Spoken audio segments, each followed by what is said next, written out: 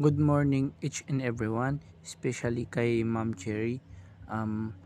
We are the group 3 and represent our topic chapter 6, the marketing mix in the development of marketing strategy. And let's start our discussion or report. Marketing mix. It is combination of control controllable element or variables needed to develop strategy to attain satisfaction to the marketing, particularly both in customer and consumers. Sa marketing mix is dapat ikaw yung mismong nakakakontrol ng inyong business and sa mga customer, ganun po ma'am. Then sa marketing strategy are the tactical activities that combine all of its marketing goals into one comprehensive plan and should be drawn from market research through survey using questionnaire, conducting interview and personal observation.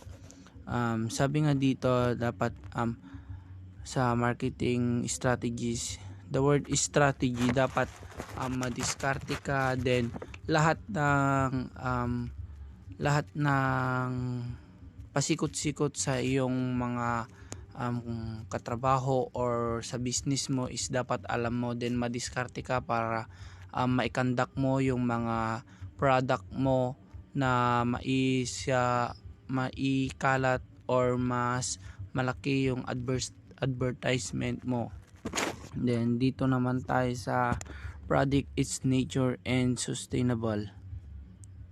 Entrepreneurship must have a full knowledge as to what product are needed into the society. The product will be for the satisfaction of the group of the target market.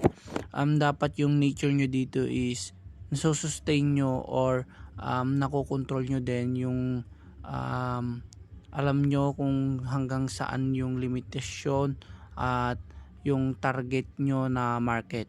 Then product description necessities. Cite number 1, cite the uniqueness of product over the existing product in term of characteristics, variation and the like. Number 2, use layman's term in describing the firm product or service. Present a product mix if the firm will be selling more than one product.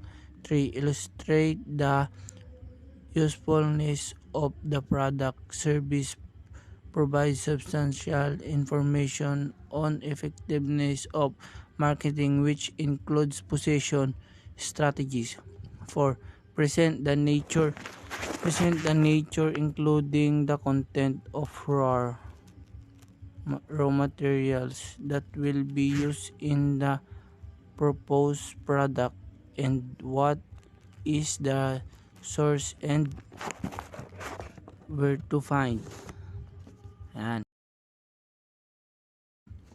Dito naman tayo sa label of product. Tangible product are the basic physical appearance which can be a sort of idea having precise specification and is offered under the given specified description or model number. Sa tangible product is ito po yung mga physical na product, like yung mga nahahawakan natin na product, like yung mga Colgate ganon, yun yung mga physical product natin. Dito na tayo sa augmented product.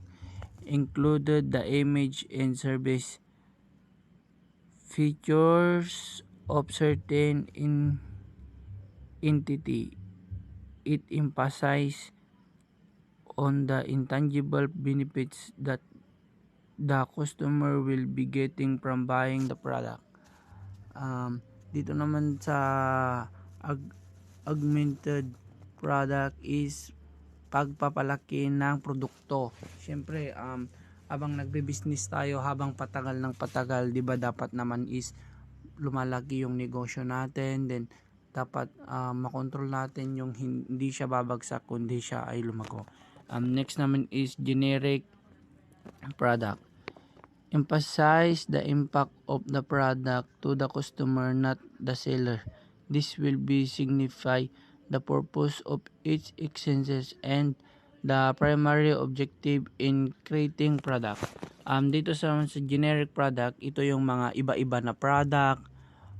Ito yung mga walang logo, pwedeng mabili sa palengke, mga sa kalsada, ganon, sa mga bangketa, ganon. At sila din yung walang no advertisement, like 'di ba yung iba is yung may mga ads like sa mga Head and Shoulder, yun yung mga may advertisement. Ito yung like sa generic is yung mga like barbecue, ganon, na walang advertisement in. Then next is type of product.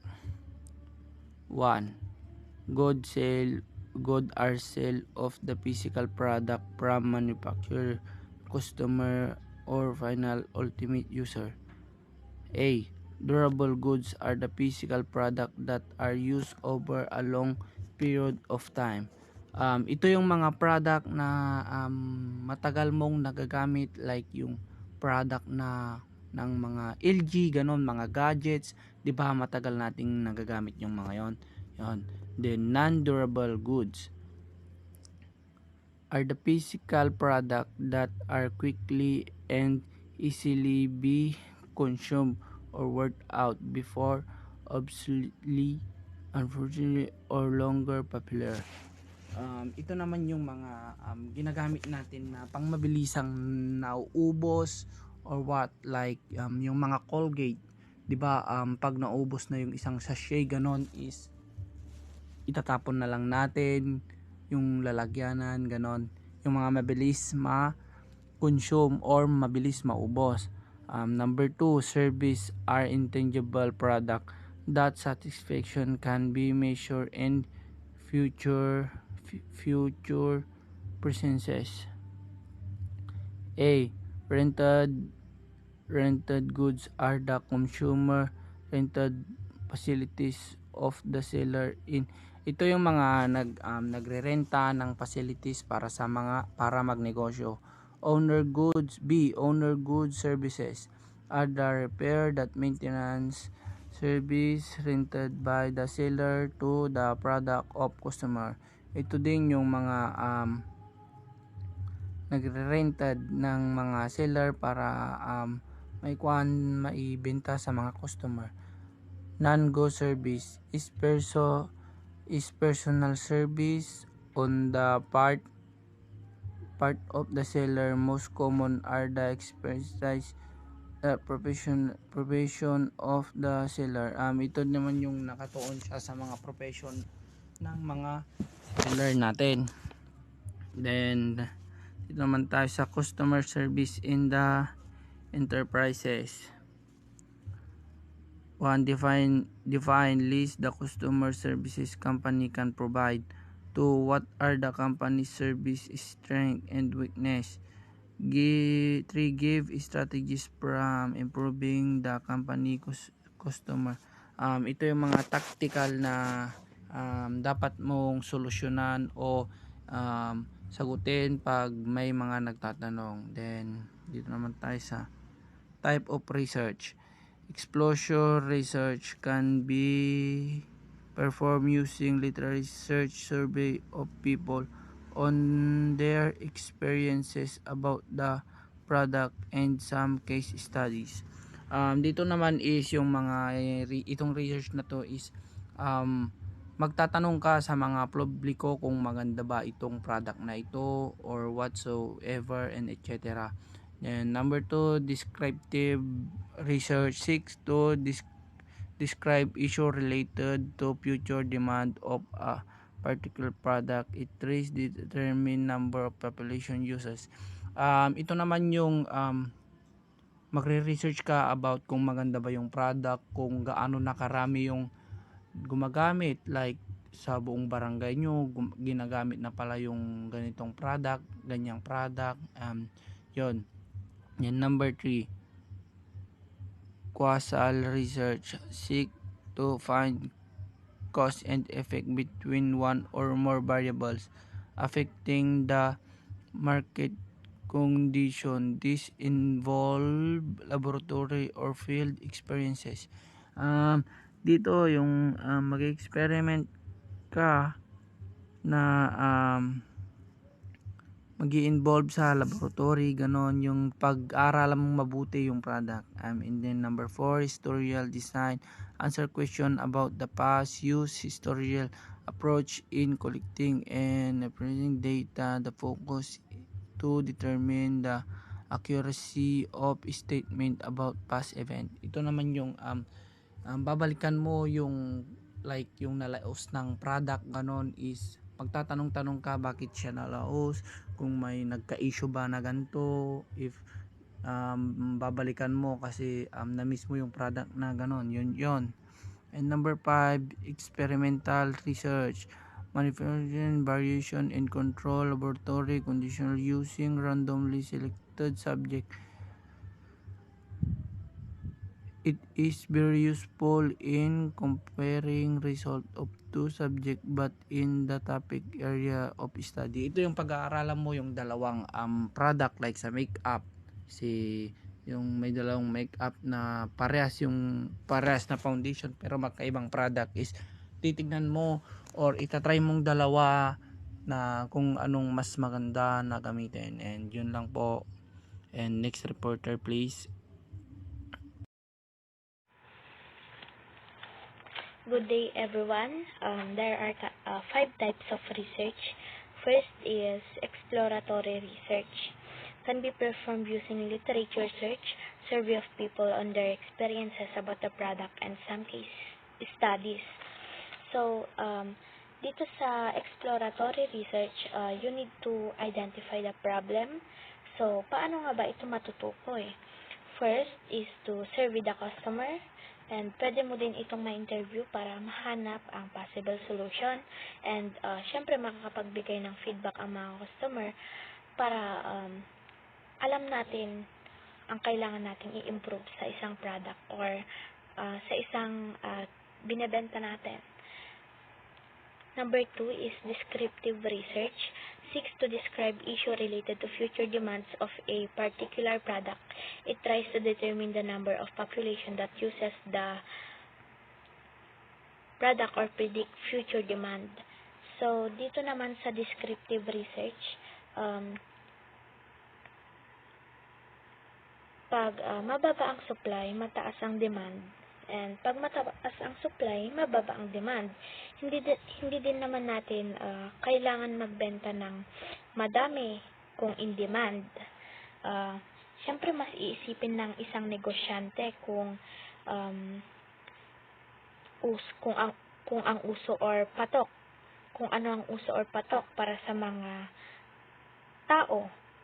Halimbawa na lamang kapag Christmas, patok ang mga parol, Christmas lights, mga prutas panghanda.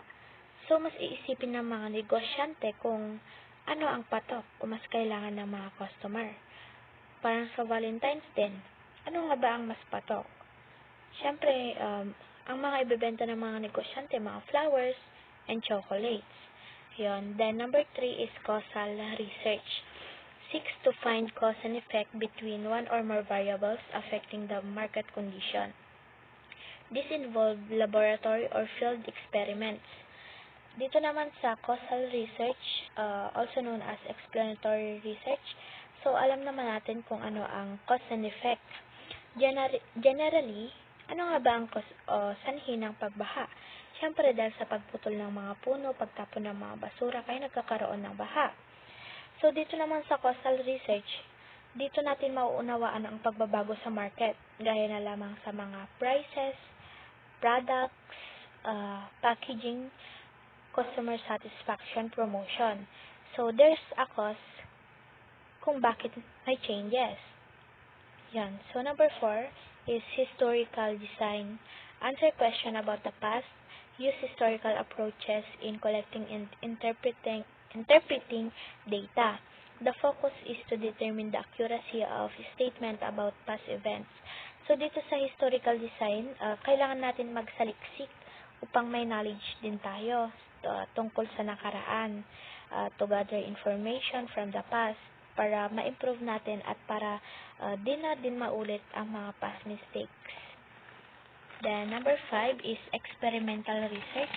Manipulates variables in controlled laboratory conditions using randomly selected subjects. It is very useful in comparing results of two subjects but in one topic area of study. So, dito naman sa experimental research, based on my experience, bumili ako sa isang market which is may nakita akong shampoo na buy one take one. So, naengganyo ako.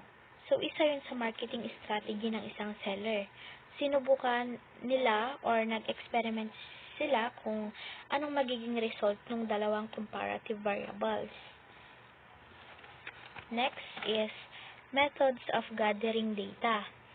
Number 1 is observation, means gathering of information of research may be defined as perceiving data through the senses, sight, hearing, taste, touch, and smell. The sense of sight is the most important and the most used among the senses. So, it is the action or process of observing something or someone carefully in order to gain information. Halimbawa na lamang, isang company ang nagbebenta ng mga smartphone. Then, consumers want to know how to use their products. Siyempre, ang company could magkakandak sila ng observation, market research by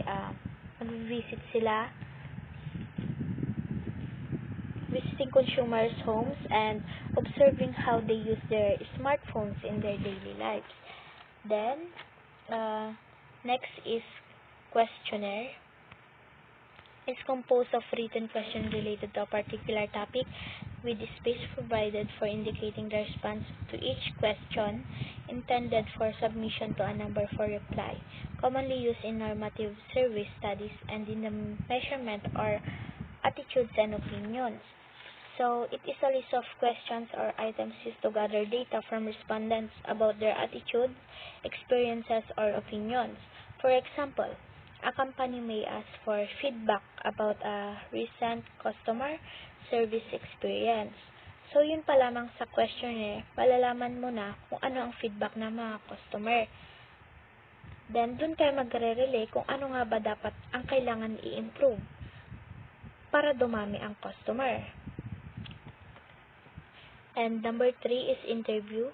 It's defined as a purposeful face-to-face relationship between two persons, one of whom called the interviewer who asks questions to gather information, and the other called interviewee or respondent who supplies the information asked for.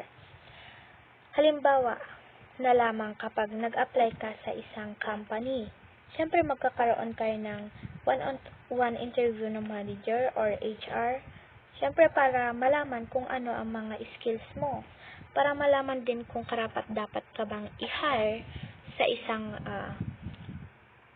trabaho. Next is sampling techniques. These are things needed to be considered: the size of the population, the study of population, the margin of error, and the proportion of the study population used. The type techniques of sampling used, whether pure random sampling, systematic random sampling, stratified random sampling, cluster sampling, or a combination of two or more techniques, actual computation of the sample and the So, dito sa sampling techniques, halimbawa kung nagsasaliksik ka ng mga opinion ng mga mag-aaral sa Urdaneta City University, pwede kang mag-survey ng sample ng 100 mga mag-aaral. So, next po is source of data. Number 1, the Bureau of Census Statistics, population, housing, industry, and trade. So, it is the study of population wherein dito mo malalaman kung ilan ang populasyon ng isang barangay o ng isang bayan. Number 2, the Land Transformation Commission, vehicles, cars, truck, motorcycles, jeeps, etc. Dito nagpaparehistro ng mga vehicles, kagaya na lamang ng mga motorcycle, cars, or iba pa. Dito na din nagpapalisensya ang mga drivers. Number 3 is Department of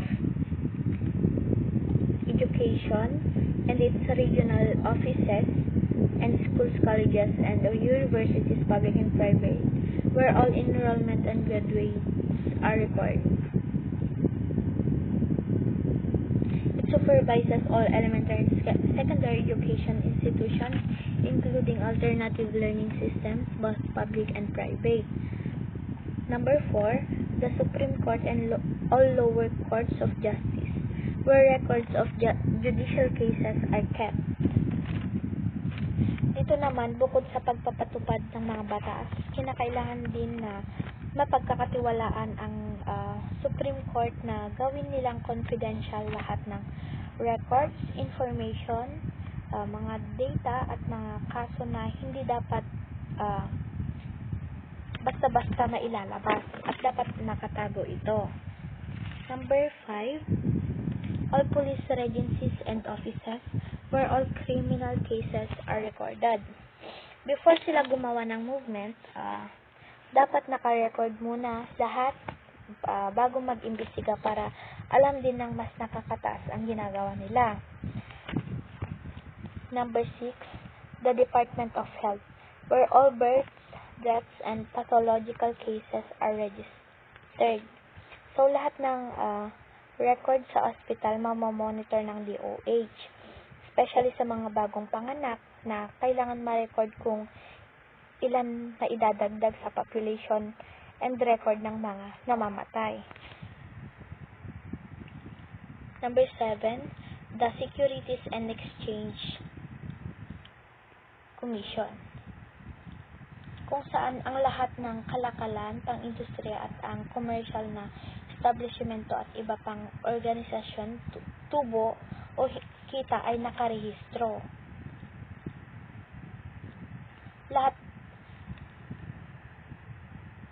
Dapat lahat bago magnegosyo ay kailangan kumuha muna ng business permit para makapag-register.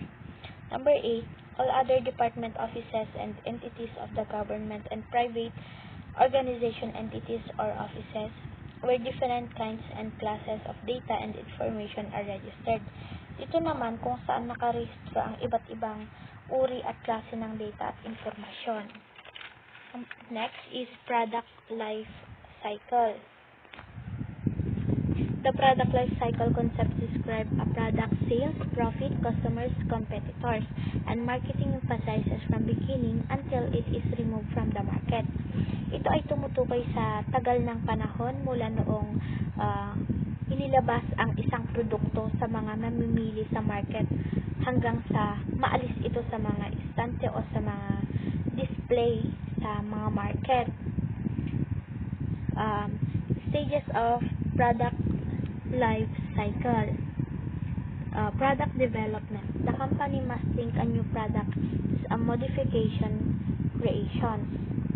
Ang product development ay ang pagpapaganda at pagpapabuti, pagpakaunlad lalo ng isang produkto para mas mahikayat ang mga customer na bilhin ang isang product.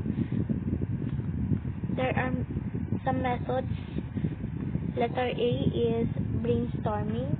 Dito naman sa brainstorming ay lahat ng mga grupo dapat ay maaring magbigay ng ideya o komento sa isang paksa.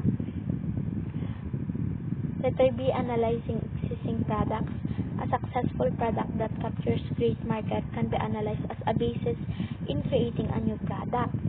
Halimbawa na lamang kapag nagbebenta ka ng mga damit, then yung mga style or designs ng mga yun ay naging patok sa mga customer.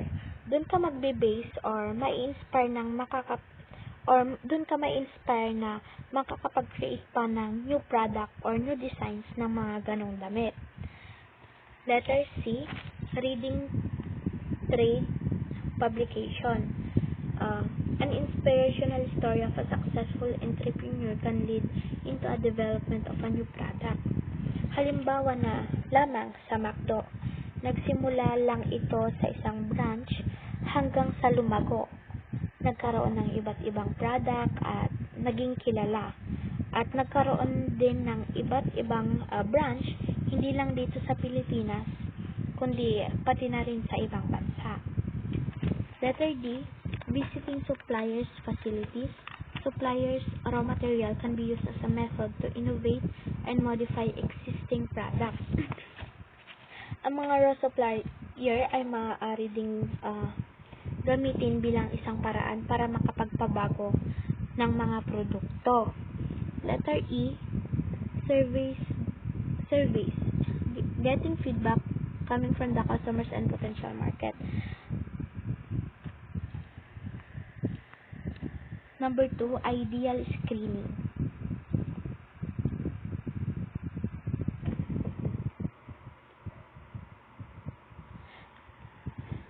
Ideas which are unsuitable, unattractive, or junk. Ideas together with attributes are related on the basis of rating from 1 to 10. Ideas are related on the following categories: general, marketing, and production characteristics. Ang idea screening naman, ito ay ang proseso ng pagsusuri ng bagong produkto upang matiyak na natutugunan nila ang mga layunin ng negosyo at inaasahan ng customer. Number 3 is concept testing. Ideas which have passed the screening stage will now require feedback from the customer. Sinusuri ang isang idea para sa isang produkto, serbisyo o proyekto bago ito ilabas sa publiko. Number 4, business analysis. Ang pagsusuri sa negosyo ay isang kombinasyon upang magkaroon ng data gamit ang mga partikular na diskarte ng pagsasagawa ng mga gawain upang matukoy ang mga pangangailangan ng isang negosyo. Letter A, demand projections. Ang proseso ng demand projections ay upang matansya ang hinaharap na demand ng mga customer para sa isang produkto or serbisyo. Letter B, cost projection. Per unit sees raw material cost of existing of facilities and resources, break-even point. Ito ay isang pamamaraan na ginagamit upang tansyahin ang mga gastos ng mga proyekto sa hinaharap. Competition, alamin mo din kung ano ang strength and weakness ng isang competitors. Required investment, engineering, patent search, product development, testing, promotion, production, distribution. So, tumutukoy sa halaga ng dapat iambag ng borrower sa transaction kasama ang down payment ng borrower at ang mga gastos sa transaction na binayaran ng borrower. Then, letter E, profitability, time to recover, initial cost per unit profit. Tumutukoy sa halagang dapat isang sukatan ng kita ng isang organisasyon na may kaugnay sa mga gastos nito. Then, last is product development. Gaya ng sinabi ko kanina, ito ay ang pagpapaganda o pagpapaunlad, pagpapabuti palalo ng isang produkto para mas mahikayat ang mga customer na bilhin ang isang product. Testing marketing involves a selling of a fully developed product in selected city and observing the actual or on-the-spot performance under the chosen marketing plan. Ang testing marketing, paunang yugto kung saan ang isang produkto ay ipinakilala sa maliit na sukat upang mangalap ng feedback at masuri ang pagganap nito bago ang isang buong sukat na paglunsad. Commercialization. This involves the actual marketing of the product in the target market. Ang commercialization naman, yugto kung saan ang produkto ay handa na para sa malawakang pamamahagi at marketing na naglalayong makuha ang target na merkado at makabuo ng kita. Strategies for mature products. Develop a new uses for function and new purpose for product. Number 2. Develop new or add latest product features. Number 3. Find a new classes of customers or new potential makers for present product. Number 4. Find 8 new classes of customers or new potential markets for present products. Number 5. Increase product use for new product users. Number 6. Change marketing policies or strategy. Ito naman ang strategies for mature product. Develop new uses or function. Tukuyin ang mga karagdagan application para sa iyong produkto upang maabot ang mga bagong merkado. Enhance product features. Pagbutiin ang iyong produkto gamit ang mga bagong feature para mapanatili ang pagiging mapagkompetensya at makaakit ng mga customer. Explore new customer segment. Mag-target ng iba't ibang grupo ng customer o hindi pa naggamit ng mga market upang palawakin ang iyong customer base.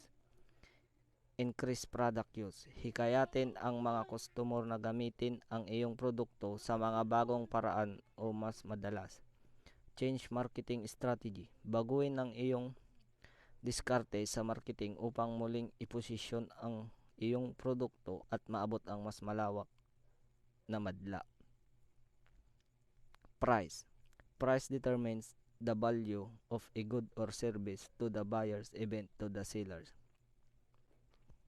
Ang price naman tumutukoy sa halaga ng isang produkto. 5 steps in developing a pricing strategy. Number 1. Objectives of pricing. A. Sales base.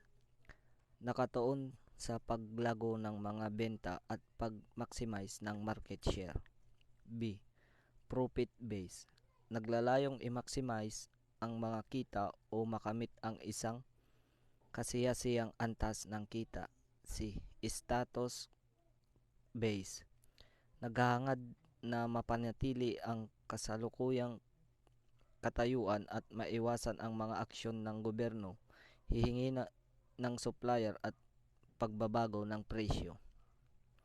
Number 2. Broad price policy. A. Penetration pricing. Nagtataka ng mababang presyo upang makaakit ng mas malaking market. B. Skimming pricing. Gumagamit ng mataas na presyo para akitin ang mga customer na mas nababahala sa kalidad ng produkto.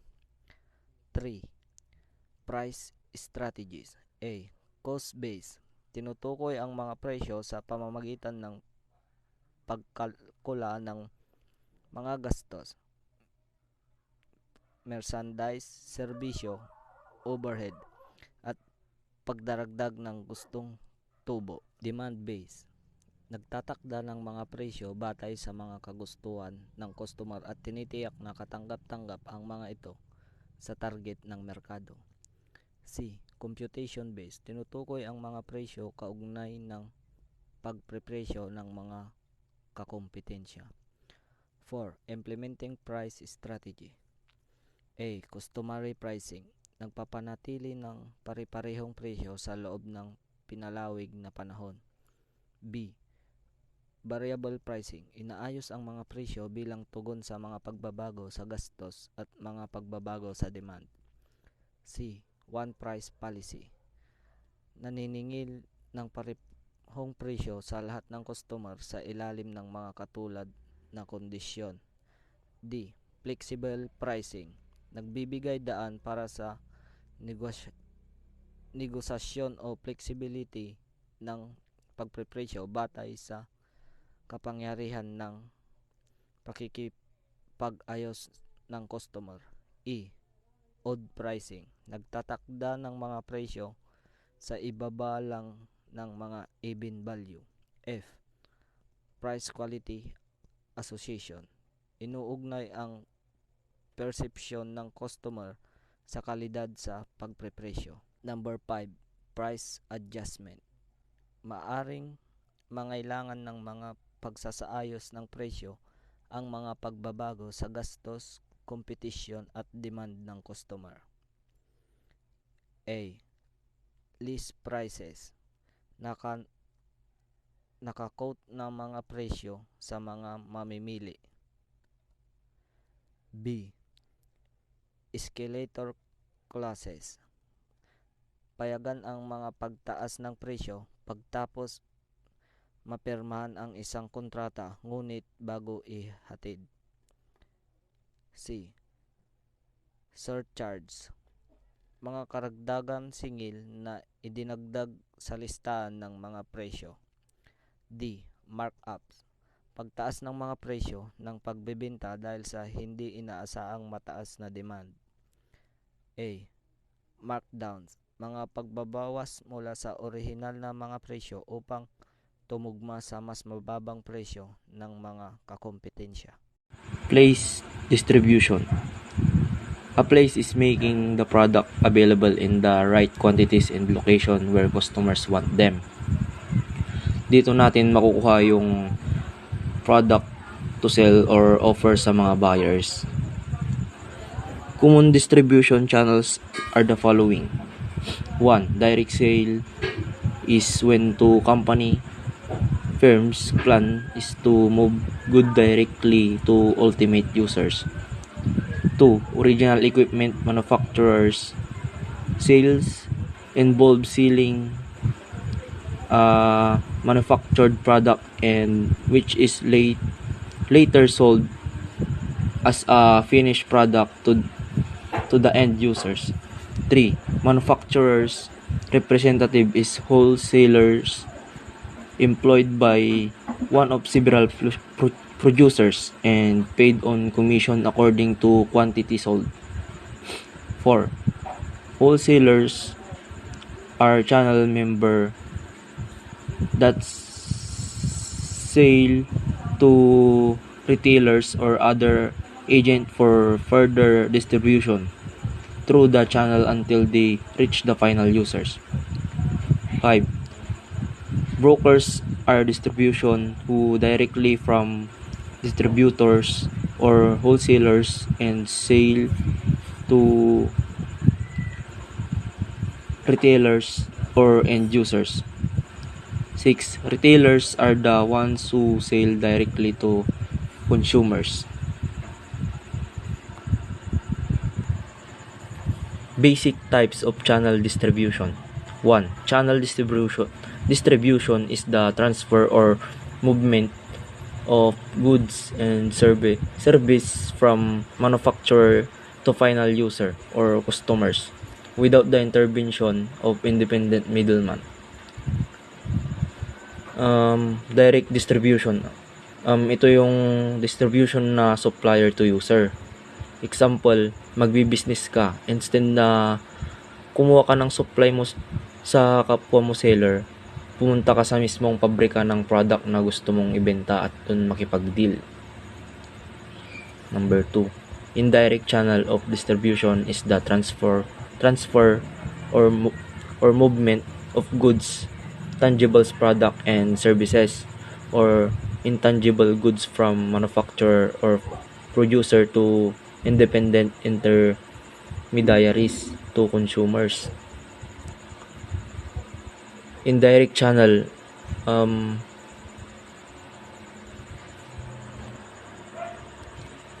ito naman yung maprosesong distribution. Example, pag nag-order ka sa Shopee, bago mapunta sa'yo yung parcel mo, dadaan pa ito sa iba't ibang station bago mapunta sa'yo. Intensity of channel coverage. 1. Exclusive distribution is the limited number of middlemen used in geographic area. It also organizes a particular region or province to handle the sales and distribution product. Exclusive distribution. Ito yung limited lang yung mabibigyan ng product. Kunwari, nagbibenta ka sa kanto ng manok na prito. Yung benta mo pwedeng makarating lang hanggang kabilang barangay, pero hindi makakarating sa malalayong bayan. Number 2, selective distribution is organizing a moderate number of wholesalers or retailers. The entrepreneur uses and tries to combine some channel controls and image with good sales volumes and profit. Selective distribution. Ito naman yung pipili ka lang kung saan ka magkakaroon ng magandang deal. Kumbaga, ito yung mag-i-inquire ka muna para malaman mo kung worth it ba makipag-partnership sa kanila or hindi. Number 3, intensive distribution is organizing a large number of middlemen that are used to obtain widespread market coverage and channel acceptance. The objective is a high volume and profit. Intensive distribution. Ito naman yung malagrab the opportunity distribution. Ito yung distribution na as long as kaya nila ibenta yung product mo is offeran ka or offeran mo sila para maging partner kayo. Physical distribution covers the broad range of activities in connection with the efficient delivery of raw materials, parts, semi-finished items, and finished product to designated places and designated times and in proper conditions. Ito yung distribution na na-access mo simula sa pagiging raw material yung product hanggang sa mai-deliver ito sa lugar o sa taong nag-order o magbibenta ng product. Transportation composes the railroads, motor carries, waterways, pipelines, and airways. Very common na sa atin to. Pag naririnig natin yung salitang transportation, unang pumapasok sa isip natin is kalsada or daanan. Ito yung magsisilbing daanan natin para mai-spread o ma-distribute yung ating mga product. Inventory management consists of a continuous flow of goods or tangible product. Match the quantity of goods kept in inventory as closely as possible with sales demand. Inventory management, sila yung nagbibilang sa mga products kung ilan ba yung nabawas o nadagdag sa mga products. Warehousing carries the physical facilities used primarily for the storage of goods held in anticipation of sales and transfers within a distribution channel. Warehousing, ito naman yung pagpunta ng mga products sa warehouse or stockroom, then warehouse to distributors.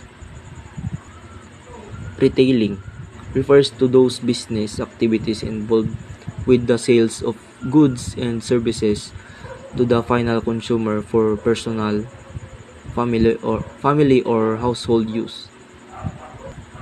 Retailing, ito naman yung pwedeng tingi kung bibili ka. Scrambled merchandising takes place when a retailer adds goods and services that are unrelated to each other or the original business of the retailer. Wholesaling is buying or handling of merchandise and its subsequent resale to organizational users, retailer and or other wholesalers, but not the sale of significant volume to final consumers. Ito yung pagbili mo ng bultuhang products. Kunwari, asa pabrika ka. Para makatipid ka, need mo bumili ng bultuhan para makuha mo sa puhunan lang at walang patong na tubo. Promotion. Promotion is any form of communication which is used to inform, persuade, and remind people about an organization's or individual's goods, services, image, ideas, community involvement, or impact on the society. Ito yung pag i-endorse mo sa product mo. Ito yung gagawa ka ng iba't ibang advertisement na pwede mong gamitan ng iba't ibang strategy. Kunwari, nagbibinta ka ng damit. Para malaman ng tao na nagbibinta ka, ipopost mo ito sa iba't ibang social media platforms gaya ng Facebook, TikTok, Instagram, Shopee, Lazada, etc. Or pwede mo rin itong ibenta personally sa harap ng bahay nyo, yung makikita ng mga tao para dagsain yung products mo.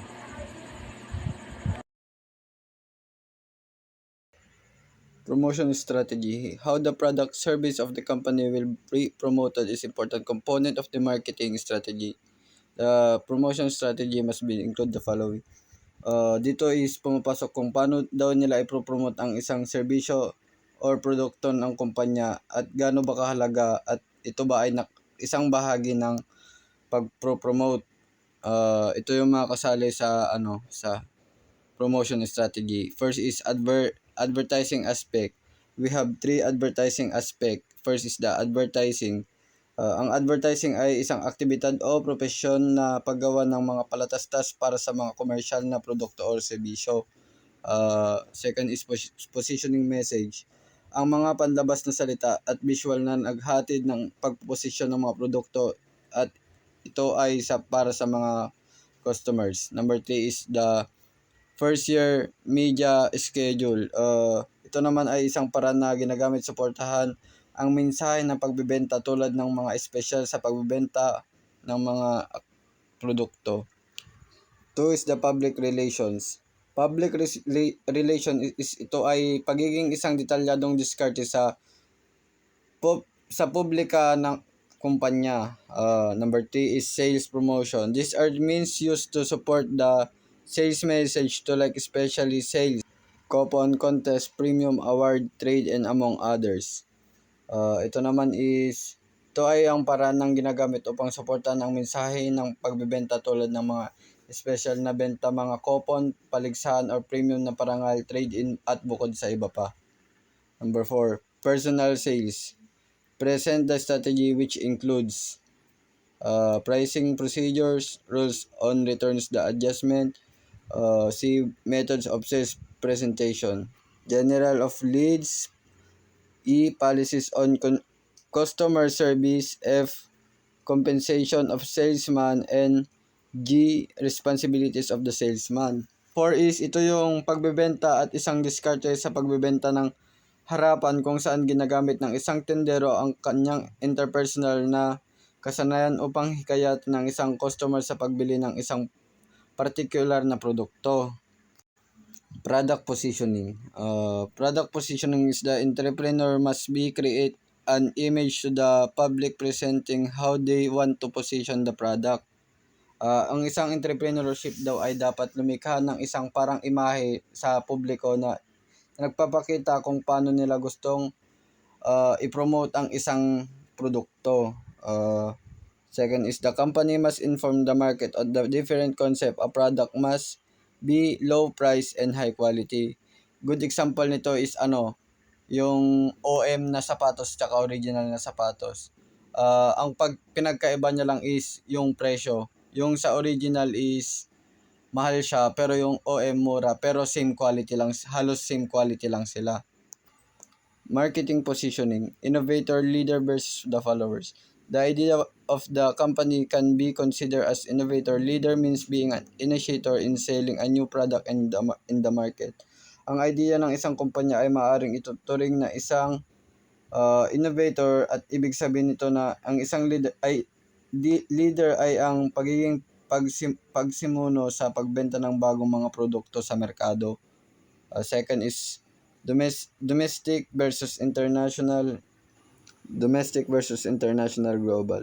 Domestic produces only the local consumption. There is no vision for larger market and focuses on only minority or markets in the country.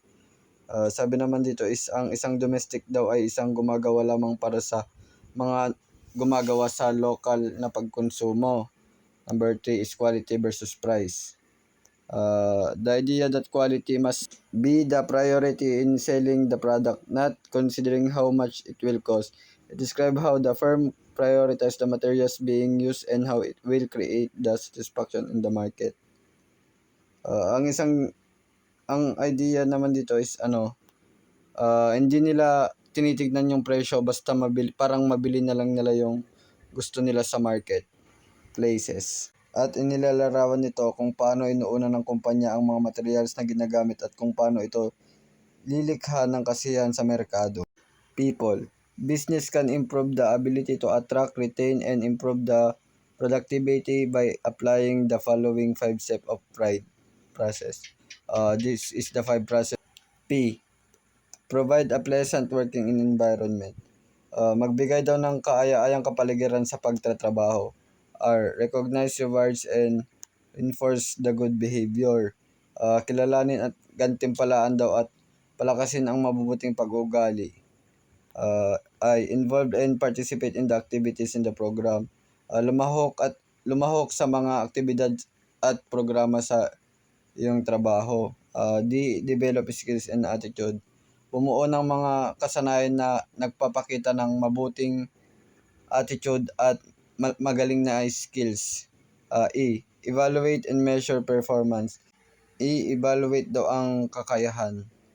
Network involves socio-economic business activity by which entrepreneur and business people meet to from business relation to recognize, create or act upon business opportunities, share information, and seek potential partner for the business ventures. Socio-economic daw na aktibidad or negosyo kung saan ang negosyante at negosyo ng mga tao ay nagpapakita mula sa mga relasyon sa pagbabahagi ng impormasyon at pagpapaganap ng potensyal na kasosyo para sa mga pakikipagsapalaran sa mga negosyo. Una is pagiging tiwala sa pakikitungo sa iba, ngunit maging mapagkumbaba. Dapat humble ka lang. Number 2 is pare-pareho kayong mahalaga sa lagi sa pulong. 3 is gawing matagumpay ang unang pagpupulong, tandaan ang huling impresyon. Number 4 is magbahagi ng impormasyon upang lumikha ng pag-unawa. Number 5 is suriin ang ibang tao, iwasan ang pagiging mayabang. Number 6 is hayaan ang ibang tao na magbahagi, huwag mong monopolyohin ang usapan, parang pagiging pilosopo. 7 is laging pagpapasalamat sa mga taong sumusuporta. Number 8, paghingi ng impormasyon o detalye or referral. Number 9, dalhin ang pinakamahusay na idea, iwasan ang magsalita ng hindi siya kasali sa usapan or malayo sa usapan. Number 10 is parehas lang siya sa 8. Number 11 ganun din, parehas lang rin siya sa number 11 at 8 magkapareho lang din. Number 12 is maging conscious sa oras, dahil sa may mga taong naabala. Ito yung sinasabi nilang dapat pahalagan mo lagi ang oras. Time is gold, kumbaga. Salamat.